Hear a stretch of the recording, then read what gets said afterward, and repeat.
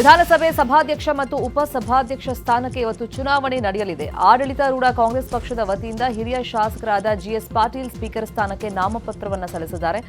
ಉಪ ಸ್ಪೀಕರ್ ಸ್ಥಾನಕ್ಕೆ ಎಎಸ್ ಪೊನ್ನಣ್ಣ ಅವರ ಹೆಸರನ್ನ ಅಂತಿಮಗೊಳಿಸಲಾಗಿದೆ. ಕಾಂಗ್ರೆಸ್ಗೆ ಸಂಖ್ಯಾಬಲ ಇರೋದ್ರಿಂದ ಇವತ್ತು ಇಬ್ಬರ ಆಯ್ಕೆ ನಿರಾಯಾಸವಾಗಿ ನಡೆಯಲಿದೆ.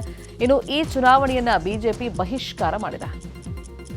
ಈ ಸಂಬಂಧ ಮಾತನಾಡಿರುವಂತಹ ಆರ್ ಅಶೋಕ್, ಶಾಸಕರಿಗೆ ತಮ್ಮದೇ ಆದ ಹಕ್ಕುಗಳು ಅಂತ ಇರ್ತವೆ. ಆದರೆ ಕಾಂಗ್ರೆಸ್ ಹೈಕಮಾಂಡ್ ಮೊದಲೇ ತನ್ನ ಲೆಟರ್ ಹೆಡ್ ಮೂಲಕ ಸ್ಪೀಕರ್ ಹೆಸರನ್ನ ಘೋಷಿಸಿ ಪ್ರಜಾಪ್ರಭುತ್ವ ವಿರೋಧಿ ನಿಲುವನ್ನ ತಳೆದಿದೆ. ಹೀಗಾಗಿ ಈ ಚುನಾವಣೆಗೆ ಯಾವುದೇ ಅರ್ಥ ಉಳಿದಿಲ್ಲ ಅಂತೇಳಿ ಆರೋಪಿಸಿ ಅವರು ಬಹಿಷ್ಕಾರದ ನಿರ್ಧಾರವನ್ನು ಪ್ರಕಟಿಸಿದ್ದಾರೆ. ಸಭಾಧ್ಯಕ್ಷರ ಚುನಾವಣೆಯನ್ನ ಪ್ರಕ್ರಿಯೆಯನ್ನು ಬಹಿಷ್ಕಾರ ಮಾಡ್ತಾ ಇದ್ದೀರಿ. ಆದರೆ ಸಭಾಧ್ಯಕ್ಷರು ಆಯ್ಕೆ ಆದ ಮೇಲೆ ಆ ಸಭೆಗೆ, ಆ ಸೀಟ್ಗೆ, ಆ ಚೇರ್ಗೆ, ಆ ಪೀಠಕ್ಕೆ ಏನು ಗೌರವ ಕೊಡಬೇಕೋ ಆ ಗೌರವವನ್ನು ನಾವು ಕೊಡ್ತೀರಿ. ಅದರಲ್ಲಿ ನಾವು ಭಾಗಿಯಾಗ್ತೀರಿ. ಚುನಾವಣೆಯಲ್ಲಿ ಭಾಗಿಯಾಗಲ್ಲ ನಾವು. ಆದರೆ ಎಲೆಕ್ಟ್ ಆದ ಮೇಲೆ ಆ ಪೀಠಕ್ಕೆ ಏನು ಗೌರವ ಕೊಡಬೇಕೋ ಆ ಗೌರವವನ್ನು ನಾವು ಕೊಡ್ತೀರಿ. ಮುಂದಿನ ನಡವಳಿಕೆಯಲ್ಲೂ ಕೂಡ ಸಭಾಧ್ಯಕ್ಷರ ಪೀಠ ಪಕ್ಷಾತೀತವಾಗಿ ನಡಿಬೇಕು.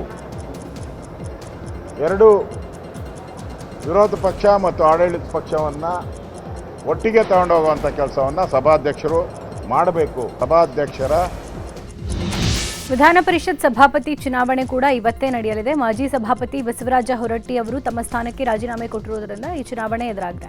ಆಡಳಿತಾರೂಢ ಕಾಂಗ್ರೆಸ್ ಪಕ್ಷದ ವತಿಯಿಂದ ಹಿರಿಯ ಸದಸ್ಯರಾದ ಸಲೀಂ ಅಹ್ಮದ್ ಸಭಾಪತಿ ಸ್ಥಾನಕ್ಕೆ ನಾಮಪತ್ರ ಸಲ್ಲಿಸಿದ್ದಾರೆ. ಉಪಸಭಾಪತಿ ಸ್ಥಾನಕ್ಕೆ ಕಾಂಗ್ರೆಸ್ನಿಂದ ಉಮಾಶ್ರೀ ಅವರ ಹೆಸರನ್ನು ಅಂತಿಮಗೊಳಿಸಲಾಗಿದೆ. ವಿಧಾನ ಪರಿಷತ್ನಲ್ಲಿ ಆಡಳಿತಾರೂಢ ಕಾಂಗ್ರೆಸ್ ಪಕ್ಷಕ್ಕೆ ಸ್ಪಷ್ಟ ಬಹುಮತ ಇರುವುದರಿಂದ ಕಾಂಗ್ರೆಸ್ ಅಭ್ಯರ್ಥಿ ಸಲೀಂ ಅಹ್ಮದ್ ಅವರ ಆಯ್ಕೆ ಬಹುತೇಕ ಖಚಿತವಾಗಿದೆ. ಇನ್ನು ಕಾಂಗ್ರೆಸ್ಗೆ ದೋಸ್ತಿ ನಾಯಕರು ಕೌಂಟರ್ ಕೊಡೋಕೆ ಮುಂದಾಗಿದ್ದಾರೆ. ಪ್ರತಿ ಪಕ್ಷಗಳ ವತಿಯಿಂದ ಬಿಜೆಪಿ ಸದಸ್ಯರಾದ ಎಚ್ಪಿ ಪೂಜಾರ್ ಸಭಾಪತಿ ಸ್ಥಾನಕ್ಕೆ ನಾಮಪತ್ರ ಸಲ್ಲಿಸಿದ್ದಾರೆ. ವಿಧಾನಮಂಡಲ ಅಧಿವೇಶನದಲ್ಲಿ ಆಡಳಿತಾರೂಢ ಕಾಂಗ್ರೆಸ್ ಸರ್ಕಾರವನ್ನು ಇಕ್ಕಟ್ಟಿಗೆ ಸಿಲುಕಿಸಲು ರಾಜ್ಯ ಬಿಜೆಪಿ ನಾಯಕರು ರಣತಂತ್ರವನ್ನು ರೂಪಿಸ್ತಾ ಇದ್ದಾರೆ. ಬೆಂಗಳೂರಿನ ಖಾಸಗಿ ಹೋಟೆಲ್ನಲ್ಲಿ ಬಿಜೆಪಿ ಶಾಸಕಾಂಗ ಸಭೆ ನಡೆಯಿತು. ಸದನದಲ್ಲಿ ಸರ್ಕಾರದ ವಿರುದ್ಧ ಯಾವೆಲ್ಲ ವಿಷಯಗಳ ಬಗ್ಗೆ ಧ್ವನಿ ಎತ್ತಬೇಕು ಅನ್ನೋದರ ಕುರಿತು ಮಹತ್ವದ ಚರ್ಚೆಯನ್ನು ಮಾಡಿದ್ದಾರೆ. ಇನ್ನು ಸಭೆ ಬಳಿಕ ಮಾತನಾಡಿದ ವಿಪಕ್ಷ ನಾಯಕ ಆರ್ ಅಶೋಕ್ ಕಾಂಗ್ರೆಸ್ ವಿರುದ್ಧ ಕಿಡಿಕಾರಿದ್ದಾರೆ. ನಾಗೇಂದ್ರಗೆ ಮತ್ತೆ ಮಂತ್ರಿ ಸ್ಥಾನ ಕೊಟ್ಟಿದ್ದಾರೆ. ಅದಕ್ಕೆ ನಾಗೇಂದ್ರ ರಾಜೀನಾಮೆ ಕೊಡಬೇಕು. 187 ಕೋಟಿ ಸರ್ಕಾರದ ಹಣ ಲೂಟಿ ಹೊಡೆದಿದ್ದಾರೆ. ಮೊದಲ ದಿನವೇ ಇದರ ಬಗ್ಗೆ ಹೋರಾಟ ಇರುತ್ತೆ. ತಾರ್ಕಿಕ ಅಂತ್ಯಕ್ಕೆ ಕೊಂಡೊಯ್ಯಲು ಹೋರಾಟ ಮಾಡ್ತೀವಿ ಅಂತ ಹೇಳಿದ್ದಾರೆ. ನಾಗೇಂದ್ರ ಅವರು ಕಳೆದ ಈ ಅಸೆಂಬ್ಲಿಯಲ್ಲೇ ಅವ್ರನ್ನ 187 ಕೋಟಿ ಹಣ ಲೂಟಿ ಹೊಡೆದಿದ್ದಾರೆ ಅಂತೇಳಿ, ಸರ್ಕಾರದ ಹಣ ಲೂಟಿ ಹೊಡೆದಿದ್ದಾರೆ ಅಂತೇಳಿ ಅವ್ರನ್ನ ವಜಾ ಮಾಡಲಾಯಿತು. ಮತ್ತೆ ಇದೇ ಸದನದಲ್ಲಿ ಅವ್ರನ್ನ ಮತ್ತೆ ವಾಪಸ್ ತಗೊತಾ ಇದ್ದಾರೆ. ಇದು ಸಂವಿಧಾನಕ್ಕೆ ವಿರೋಧ ಮತ್ತು ಭ್ರಷ್ಟಾಚಾರದ ನಾವೇನು ತೊಳೆದಾಕ್ತೀರಿ ಅಂತ ಕಾಂಗ್ರೆಸ್ ಅವರು ಹೇಳ್ತಾ ಇದ್ದಾರೆ. ಆ ಭ್ರಷ್ಟಾಚಾರನ ಮತ್ತೆ ವಿಧಾನಸಭೆ ಒಳಗಡೆ ತರ್ತಾ ಇದ್ದಾರೆ. ಅದಕ್ಕೆ ಇದನ್ನು ಮೊದಲ ದಿನವೇ ಇದನ್ನು ತಾರ್ಕಿಕ ಅಂತ್ಯಕ್ಕೆ ತೊಗೊಂಡು ಹೋಗಬೇಕು ಅಂತ ಹೋರಾಟವನ್ನು ಫಿಕ್ಸ್ ಮಾಡಿದ್ದೀನಿ. ಅವರು ರಾಜೀನಾಮೆ ಕೊಡೋವರೆಗೂ ನಮ್ಮ ಹೋರಾಟ. ಸಚಿವ ಬಿ ನಾಗೇಂದ್ರ ವಿರುದ್ಧ ಪಾದಯಾತ್ರೆಗೆ ಬಿಜೆಪಿ ಮುಂದಾಗಿದೆ. ಬಿವೈ ವಿಜಯೇಂದ್ರ, ಮಾಜಿ ಸಚಿವ ಶ್ರೀರಾಮುಲು ನೇತೃತ್ವದಲ್ಲಿ ಪಾದಯಾತ್ರೆ ನಡೆಯಲಿದ್ದು ಸಚಿವ ಬಿ ನಾಗೇಂದ್ರ ರಾಜೀನಾಮೆಗೆ ಒತ್ತಡ ಹಾಕಲಿದ್ದಾರೆ. ಆಗಸ್ಟ್ 23ರಿಂದ ರಾಯಚೂರಿನ ದೇವದುರ್ಗದಿಂದ ಬಳ್ಳಾರಿ ತನಕ ಪಾದಯಾತ್ರೆ ನಡೆಯುತ್ತೆ. ವಾಲ್ಮೀಕಿ ಅಭಿವೃದ್ಧಿ ನಿಗಮದಲ್ಲಿ ಭ್ರಷ್ಟಾಚಾರ ಆರೋಪದ ಮೇಲೆ ನಾಗೇಂದ್ರ ಜೈಲಿಗೆ ಹೋಗಿ ಬಂದಿರೋ ಕಾರಣಕ್ಕೆ ಅವರಿಗೆ ಮಂತ್ರಿ ಸ್ಥಾನ ಕೊಟ್ಟಿದ್ದಾರೆ. ಹೀಗಾಗಿ ನಾಗೇಂದ್ರ ರಾಜೀನಾಮೆಗೆ ಒತ್ತಡ ಹಾಕೋಕೆ ಬಿಜೆಪಿ ಪ್ಲಾನ್ ಮಾಡಿದೆ. ಸರ್ಕಾರದ ಆಡಳಿತಾತ್ಮಕ ಸ್ಥಳಗಳು ಹಾಗೂ ಸಾರ್ವಜನಿಕ ಪ್ರದೇಶಗಳ ಬಳಕೆಗೆ ಸಂಬಂಧಿಸಿದಂತೆ ರಾಜ್ಯ ಸರ್ಕಾರ ಮಹತ್ವದ ನಿರ್ಧಾರವನ್ನು ಕೈಗೊಂಡಿದೆ. ಸರ್ಕಾರಿ ಶಾಲಾ ಕಾಲೇಜು ಸೇರಿದಂತೆ ಸರ್ಕಾರಿ ಸ್ಥಳಗಳಲ್ಲಿ ಧರ್ಮ ಆಧಾರಿತ ಸಭೆ ಹಾಗೂ ಸಮಾರಂಭಗಳನ್ನು ನಿಷೇಧಿಸಲು ಮುಂದಾಗಿದೆ. ಸಿಎಂ ಡಿಕೆ ಶಿವಕುಮಾರ್ ನೇತೃತ್ವದಲ್ಲಿ ನಡೆದಂಥ ಸಚಿವ ಸಂಪುಟ ಸಭೆಯಲ್ಲಿ ಸಾರ್ವಜನಿಕ ಪ್ರವೇಶ ನಿಯಂತ್ರಣ ವಿಧೇಯಕ 2026 ಕುರಿತು ವಿಸ್ತೃತ ಚರ್ಚೆಯನ್ನು ನಡೆಸಲಾಗಿದೆ. ಇದೇ ಅಧಿವೇಶನದಲ್ಲಿ ಬಿಲ್ ಮಂಡನೆಗೆ ಸರ್ಕಾರ ಮುಂದಾಗಿದೆ. ಕಾವೇರಿ ನದಿ ನೀರಿನ ವಿಚಾರಕ್ಕೆ ಸಂಬಂಧಪಟ್ಟಂತೆ ಸಚಿವ ಸಂಪುಟ ಸಭೆ ಬಳಿಕ ಸಿಎಂ ಮಹತ್ವದ ಸಭೆ ನಡೆಸಿದ್ದಾರೆ. ಮಂಡ್ಯ, ಮೈಸೂರು, ಚಾಮರಾಜನಗರ ಭಾಗದ ಸಚಿವರ ಜೊತೆ ಸಿಎಂ ಸಭೆ ಮಾಡಿದ್ರು. ಸಭೆಯಲ್ಲಿ ಸಚಿವರಾದ ಚಲುವರಾಯಸ್ವಾಮಿ, ನರೇಂದ್ರ ಸ್ವಾಮಿ, ಬಾಲಕೃಷ್ಣ, ಶಿವಲಿಂಗೇಗೌಡ, ಪುಟ್ಟರಂಗಶೆಟ್ಟಿ ಭಾಗಿಯಾಗಿದ್ದರು. 2 ರಾಜ್ಯಗಳ ನಡುವಿನ ಸಮಸ್ಯೆಯನ್ನು ತಾರ್ಕಿಕ ಅಂತ್ಯಕ್ಕೆ ತೆಗೆದುಕೊಂಡು ಹೋಗುವ ಕುರಿತು ಸಮಾಲೋಚನೆ ನಡೆಸಿದ್ದಾರೆ. ಬಿಜೆಪಿ ನಾಯಕರು ಮಾಡಿದ್ದಾರೆ ಈ ದೇಶದ ಎಲ್ಲ ದಲಿತರಿಗೆ ಆಗಿರೋಂಥ ಅವಮಾನ. ರಾಜ್ಯದ ಆದಿವಾಸಿ ಹಾಗೂ ಅಲೆಮಾರಿ ಸಮುದಾಯಗಳ ಸರ್ವಾಂಗೀಣ ಅಭಿವೃದ್ಧಿ ಮತ್ತು ಕಲ್ಯಾಣಕ್ಕಾಗಿ ರಾಜ್ಯ ಸರ್ಕಾರ ಮಹತ್ವದ ಹೆಜ್ಜೆಯನ್ನು ಇಟ್ಟಿದೆ. ಹೊಸದಾಗಿ ಆದಿವಾಸಿ ಮತ್ತು ಅಲೆಮಾರಿ ಆಯೋಗವನ್ನು ರಚಿಸಿ ಮುಖ್ಯಮಂತ್ರಿ ಡಿಕೆ ಶಿವಕುಮಾರ್ ಅಧಿಕೃತ ಆದೇಶವನ್ನು ಹೊರಡಿಸಿದ್ದಾರೆ. ರೇಣುಕಾಸ್ವಾಮಿ ಕೊಲೆ ಕೇಸ್ನಲ್ಲಿ ಆರೋಪಿಗಳ ಮಾಫಿ ಸಾಕ್ಷಿ ಆಕ್ಷೇಪಿಸಿ ಹೈಕೋರ್ಟ್ಗೆ ಹೋಗಿದ್ದ ಆರೋಪಿ ನಟ ದರ್ಶನ್ಗೆ ಹಿನ್ನಡೆಯಾಗಿದೆ. ಮಾಫಿ ಸಾಕ್ಷಿಗೆ ಆಕ್ಷೇಪಿಸೋಕೆ ಸಹ ಆರೋಪಿಗೆ ಹಕ್ಕಿರೋದಿಲ್ಲ ಅಂತ ಹೈಕೋರ್ಟ್ ಹೇಳಿದ್ದು ದರ್ಶನ್ ಅರ್ಜಿಯನ್ನು ವಜಾ ಮಾಡಿದೆ. ಸಹ ಆರೋಪಿಗೆ ಆಕ್ಷೇಪದ ಅವಕಾಶ ಕೊಟ್ಟರೆ ಪ್ರಕ್ರಿಯೆ ಮುಗಿಯಲ್ಲ. ಮಾಫಿ ಸಾಕ್ಷಿಯನ್ನಾಗಿಸೋಕೆ 59ನೇ ಸಿಸಿಎಚ್ ಕೋರ್ಟ್ ಒಪ್ಪಿದ ಬಳಿಕವಷ್ಟೇ ಪ್ರಕ್ರಿಯೆ ಲೋಪದ ಮೇಲ್ಮನವಿ ಸಲ್ಲಿಸಬಹುದು ಅಂತ ನ್ಯಾಯಮೂರ್ತಿ ಎಂ ನಾಗಪ್ರಸನ್ನ ಅವರಿದ್ದ ಹೈಕೋರ್ಟ್ ಪೀಠ ಹೇಳಿದೆ. ಈ ಮೂಲಕ 59ನೇ ಸಿಸಿಎಚ್ ಕೋರ್ಟ್ ಆದೇಶಕ್ಕೆ ತಡೆ ಕೊಡೋಕೆ ಹೈಕೋರ್ಟ್ ನಿರಾಕರಿಸಿದೆ. ರೇಣುಕಾಸ್ವಾಮಿ ಕೊಲೆ ಪ್ರಕರಣದಲ್ಲಿ ಪಾಟಿ ಸವಾಲು ವೇಳೆ ದರ್ಶನ್ ಕೋರ್ಟ್ಗೆ ಖುದ್ದು ಹಾಜರಾತಿಗೆ ಅವರ ವಕೀಲರು ಮನವಿ ಮಾಡಿದ್ದಾರೆ. ಇದರ ವಾದ ಪ್ರತಿವಾದ ಆಲಿಸಿರುವಂತಹ ಕೋರ್ಟ್ ಆದೇಶವನ್ನು ಸೋಮವಾರಕ್ಕೆ ನಿಗದಿಪಡಿಸಿದೆ. ಇನ್ನು ವಿಚಾರಣೆ ಸಂದರ್ಭದಲ್ಲಿ ಜೈಲಲ್ಲಿರುವಂತಹ ದರ್ಶನ್ ಸೇರಿದಂತೆ ಇತರೆ ಆರೋಪಿಗಳು ವಿಡಿಯೋ ಕಾನ್ಫರೆನ್ಸ್ ಮೂಲಕ ಹಾಜರಾಗಿದ್ರು. ಆರೋಪಿ ಪವಿತ್ರ ಗೌಡ ಬಗ್ಗೆ ಜಡ್ಜ್ ಸುಜಾತಾ ಎಂ ಸಾಮ್ರಾಣಿ ಗರಂ ಆದರು. ವಿಚಾರಣೆಗೆ ಲೇಟ್ ಆಗಿ ಹಾಜರಾಗಿದ್ಯಾಕೆ, ಹೆಡ್ಫೋನ್ ಯಾಕೆ ಬಳಸ್ತಾ ಇದ್ದಾರೆ, ಹೆಡ್ಫೋನ್ ಬಳಸಲು ಯಾರು ಪರ್ಮಿಷನ್ ಕೊಟ್ಟರು ಅಂತ ಅಧಿಕಾರಿಗಳಿಗೆ ಜಡ್ಜ್ ಕ್ಲಾಸ್ ತಗೊಂಡ್ರು. ರೇಣುಕಾಸ್ವಾಮಿ ಕೊಲೆ ಕೇಸಲ್ಲಿ ನಟ ದರ್ಶನ್ 2ನೇ ಬಾರಿ ಜೈಲು ಸೇರಿ ಇವತ್ತಿಗೆ 1 ವರ್ಷ. ಕಳೆದ ವರ್ಷ ಆಗಸ್ಟ್ 13ನೇ ತಾರೀಕು ಸುಪ್ರೀಂ ಕೋರ್ಟ್ ಮಧ್ಯಂತರ ಜಾಮೀನನ್ನು ರದ್ದು ಮಾಡಿತ್ತು. ಪರಪ್ಪನ ಅಗ್ರಹಾರದ ರಾಜಾತಿಥ್ಯದ ಕಾರಣ ಜಾಮೀನು ರದ್ದು ಮಾಡಿ ದರ್ಶನ್ರನ್ನ ಬಂಧಿಸಲಾಗಿತ್ತು. ನಟ ದರ್ಶನ್ ಪತ್ನಿ ವಿಜಯಲಕ್ಷ್ಮಿ ದರ್ಶನ್ ಸೋಷಿಯಲ್ ಮೀಡಿಯಾದಲ್ಲಿ ಹೊಸ ಪೋಸ್ಟ್ ಹಾಕಿದ್ದಾರೆ. ತಮ್ಮ ಇನ್ಸ್ಟಾಗ್ರಾಮ್ ಸ್ಟೋರಿಯಲ್ಲಿ ಕಾಮಾಖ್ಯ ದೇವಿಯ ಚಿತ್ರಗಳನ್ನು ಹಂಚಿಕೊಂಡಿದ್ದಾರೆ. ಅದರೊಂದಿಗೆ ದೇವ್ರಿಗೆ ಗೊತ್ತು ಅಷ್ಟೇ ಸಾಕು ಅನ್ನೋ ಸಾಲನ್ನ ಬರ್ಕೊಂಡಿದ್ದಾರೆ. ಇನ್ನು ದರ್ಶನ್ ಜೊತೆ ಇರೋ ಮತ್ತೊಂದು ಪೋಸ್ಟನ್ನು ವಿಜಯಲಕ್ಷ್ಮಿ ಶೇರ್ ಮಾಡಿದ್ದಾರೆ. 1 ವರ್ಷ ಕಳೆದಿದೆ, ಗಾಯ ಇನ್ನೂ ಮಾಯ ಆಗಿಲ್ಲ, ನೋವು ತಡೆಯೋಕ್ಕಾಗ್ತಾ ಇಲ್ಲ. ಜಗತ್ತು ತನಗೆ ಅರ್ಥ ಆಗದೇ ಇರೋದನ್ನ ನೋಡಿ ತೀರ್ಪು ಕೊಡಬಹುದು. ಈಗ ನಾನು ಕೇವಲ ಮುಗುಳ್ನಕ್ಕೂ ಉಳಿದಿದ್ದನ್ನ ಸಮಯ ಮತ್ತು ದೇವರಿಗೆ ಬಿಡ್ತೀನಿ ಅಂತ ಬರ್ಕೊಂಡಿದ್ದಾರೆ. ಪರಪ್ಪನ ಅಗ್ರಹಾರ ಕೇಂದ್ರ ಕಾರಾಗೃಹದಲ್ಲಿ ಮತ್ತೊಮ್ಮೆ ಮೊಬೈಲ್ ಹಾಗೂ ಪೆನ್ ಡ್ರೈವ್ಗಳು ಪತ್ತೆಯಾಗಿವೆ. ಪ್ರಜ್ವಲ್ ಬ್ಯಾರಕ್ನಲ್ಲಿ ಮೊಬೈಲ್ ಮತ್ತು ಪೆನ್ ಡ್ರೈವ್ ಪತ್ತೆಯಾದ ಬೆನ್ನಲ್ಲೇ ಎಚ್ಚೆತ್ತ ಜೈಲಿನ ಅಧಿಕಾರಿಗಳು ಕಾರಾಗೃಹದ ಇತರೆ ಬ್ಯಾರಕ್ಗಳಲ್ಲೂ ತೀವ್ರ ಶೋಧ ಕಾರ್ಯ ನಡೆಸಿದ್ದಾರೆ. ಶೋಧನೆ ವೇಳೆ ಜೈಲಿನ ವಿವಿಧೆಡೆ 2 ಮೊಬೈಲ್ ಫೋನ್ಗಳು ಮತ್ತು 1 ಪೆನ್ ಡ್ರೈವ್ ಪತ್ತೆಯಾಗಿದೆ. ಪತ್ತೆಯಾಗಿರುವಂತಹ ಸಿಮ್ ಕಾರ್ಡ್ ಇಲ್ಲದ 2 ಮೊಬೈಲ್ ಫೋನ್ಗಳನ್ನು ಕಲ್ಲಿಂದ ಜಜ್ಜಿ ಸಂಪೂರ್ಣವಾಗಿ ಹೊಡೆದಾಕಿದ್ದಾರೆ. ಎಫ್ಐಆರ್ ದಾಖಲಾಗಿದೆ. ಬಹುಭಾಷಾ ನಟ ಪ್ರಕಾಶ್ ರಾಜ್ ಎಸ್ಐಆರ್ ಸಂಬಂಧ ಇವತ್ತು ಸುದ್ದಿಗೋಷ್ಠಿ ನಡೆಸಲಿದ್ದಾರೆ. ಇತ್ತೀಚೆಗೆ ಪ್ರಕಾಶ್ ರಾಜ್ ತನ್ನ ಹೆಸರು ಎಸ್ಐಆರ್ ಪ್ರಕ್ರಿಯೆ ಮೂಲಕ ಮತಪಟ್ಟಿಯಿಂದ ಕೈಬಿಡಲಾಗಿದೆ ಅಂತ ಆರೋಪ ಮಾಡಿದ್ರು. ಆದರೆ ಚುನಾವಣಾ ಆಯೋಗ ಇದಕ್ಕೆ ಇಲ್ಲ ಅಂತ ಸ್ಪಷ್ಟನೆ ಕೊಟ್ಟಿತ್ತು. ಇದೀಗ ಈ ಸಂಬಂಧ ಇವತ್ತು ಸಂಜೆ 4 ಗಂಟೆಗೆ ಪ್ರೆಸ್ ಕ್ಲಬ್ನಲ್ಲಿ ಸುದ್ದಿಗೋಷ್ಠಿ ಕರೆದಿದ್ದು ಸ್ಪಷ್ಟನೆ ಕೊಡಲಿದ್ದಾರೆ. ಬೆಂಗಳೂರಲ್ಲಿ ಆಹಾರ ಇಲಾಖೆ ಅಧಿಕಾರಿಗಳಿಂದ ದಾಳಿ ಮುಂದುವರೆದಿದೆ. ವಿಕಾಸಸೌಧದ ಮೊದಲ ಮಹಡಿಯಲ್ಲಿರುವಂತಹ ಕ್ಯಾಂಟೀನ್ ಮೇಲೆ ಅಧಿಕಾರಿಗಳು ದಾಳಿ ಮಾಡಿದ್ದಾರೆ. ತಟ್ಟೆಗಳ ಶೇಖರಣೆ ಜಾಗದಲ್ಲಿ ಜಿರಳೆಗಳು ಪತ್ತೆಯಾಗಿವೆ. ಶುಚಿತ್ವ ಕಾಪಾಡದ ಹಿನ್ನೆಲೆಯಲ್ಲಿ ಕ್ಯಾಂಟೀನ್ ಅನ್ನು ಸೀಸ್ ಮಾಡಲಾಗಿದೆ. ಬೆಂಗಳೂರು ಬಿಜಿ ರಸ್ತೆಯಲ್ಲಿರುವಂತಹ ಅಪೋಲೋ ಆಸ್ಪತ್ರೆ ಮೇಲೂ ಆಹಾರ ಇಲಾಖೆ ಅಧಿಕಾರಿಗಳು ದಾಳಿಯನ್ನು ಮಾಡಿದ್ದಾರೆ. ಆಸ್ಪತ್ರೆಯ ಕಿಚನ್ ಪರಿಶೀಲನೆ ವೇಳೆ ಕಿಚನ್ನಲ್ಲಿ ಅವಧಿ ಮೀರಿದ ಕಚ್ಚಾ ಆಹಾರ ಪದಾರ್ಥಗಳು ಪತ್ತೆಯಾಗಿವೆ. ಬ್ರೆಡ್, ಮೈದಾ, ಸಕ್ಕರೆ, ರವೆ ಪತ್ತೆಯಾಗಿದ್ದು ಸೀಸ್ ಮಾಡಲಾಗಿದೆ. ಬೀದರ್ನಲ್ಲಿ ನಡೆದಿದ್ದ ಸಿಎಂಎಸ್ ಎಟಿಎಂ ಸಿಬ್ಬಂದಿ ಹತ್ಯೆ ಹಾಗೂ ಭೀಕರ ದರೋಡೆ ಪ್ರಕರಣ ರಾಜ್ಯಾದ್ಯಂತ ಸಂಚಲನ ಮೂಡಿಸಿತ್ತು. ಕೊನೆಗೂ ಬೀದರ್ ಪೊಲೀಸರು ದರೋಡೆಕೋರರನ್ನು ಬಂಧಿಸುವಲ್ಲಿ ಯಶಸ್ವಿಯಾಗಿದ್ದಾರೆ. ಈ ಕುರಿತು ಬೀದರ್ ಎಸ್ಪಿ ಪ್ರದೀಪ್ ಗುಂಡಿ ಕಾರ್ಯಾಚರಣೆಯ ಸಂಪೂರ್ಣ ರೋಚಕ ವಿವರಗಳನ್ನು ಬಿಚ್ಚಿಟ್ಟಿದ್ದಾರೆ. 20 ದಿನಗಳ ಹಿಂದೆ ಸ್ವಂತ ಗ್ರಾಮಕ್ಕೆ ಬರಬಹುದು ಅನ್ನೋ ಖಚಿತ ಮಾಹಿತಿಯ ಮೇರೆಗೆ 20 ಸದಸ್ಯರ ವಿಶೇಷ ತಂಡ ಬಿಹಾರಕ್ಕೆ ತೆರಳಿತ್ತು.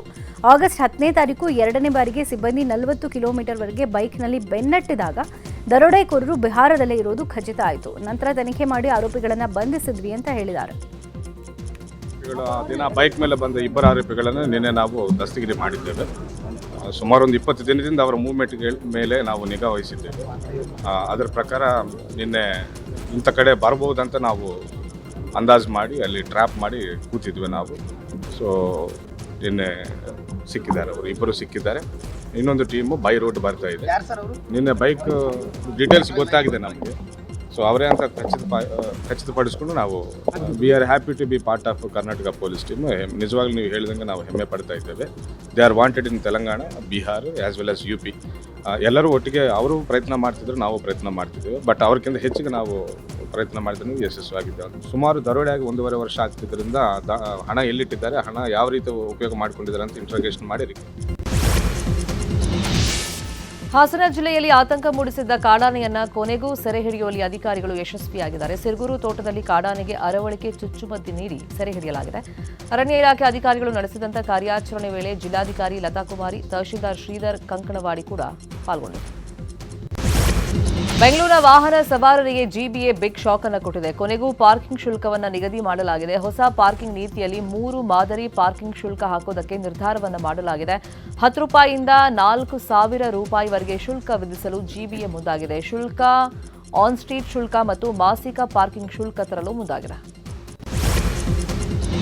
ಹಳೆ ವೈಷಮ್ಯ ಹಿನ್ನೆಲೆ 2 ಕುಟುಂಬಗಳ ನಡುವೆ ಮಾರಾಮಾರಿಯಾಗಿದೆ. ತುಮಕೂರು ನಗರದ ಹುರುಳಿ ತೋಟದ ಮೊದಲನೇ ಕ್ರಾಸ್ನಲ್ಲಿ ಘಟನೆ ನಡೆದಿದೆ. ಅಬ್ದುಲ್ ಐಜಾನ್ ಹಾಗೂ ಯಾಸಿನ್ ಕುಟುಂಬಗಳು ದೊಣ್ಣೆ ಮಚ್ಚಿನಿಂದ ಬಡಿದಾಡ್ಕೊಂಡಿದ್ದಾರೆ. 2 ತಿಂಗಳ ಹಿಂದೆ ಕಾರ್ ಪಾರ್ಕಿಂಗ್ ವಿಚಾರಕ್ಕೆ ಇಬ್ಬರ ನಡುವೆ ಗಲಾಟೆ ಆಗಿತ್ತು. ಈಗ ಮತ್ತೆ ಹೊಡೆದಾಡ್ಕೊಂಡಿದ್ದು ಘಟನಾ ಸ್ಥಳಕ್ಕೆ ಪೊಲೀಸರು ಭೇಟಿ ಕೊಟ್ಟು ಪರಿಶೀಲನೆ ನಡೆಸಿದ್ದಾರೆ.